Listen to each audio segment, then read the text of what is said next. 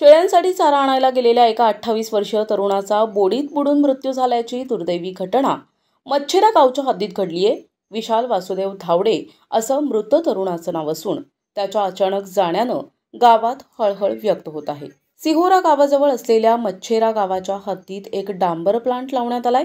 या प्लांटच्या जवळच एक कृत्रिम खड्डा खोदण्यात आल्यामुळे त्यात पाणी साचलं होतं। विशाल हा शेळ्यांसाठी याच परिसरात चारा आणण्यासाठी गेला होता। नेमक्या कोणत्या परिस्थितीत तो या खड्ड्यात पडला हे अद्याप स्पष्ट झालं नाहीये। घटनेची माहिती मिळताच सिहोरा पोलिसांना तात्काळ याची सूचना देण्यात आली।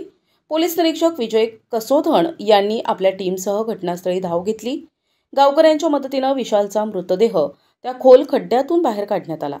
त्यानंतर मृतदेह तुमसर उपजिल्हा रुग्णालयात शवविच्छेदनासाठी पाठवण्यात आला। सिहोरा पोलिसांनी या प्रकरणी अकस्मात मृत्यूची नोंद केली असून पुढील तपास सुरू आहे। NTV news Marathi, Bhandara.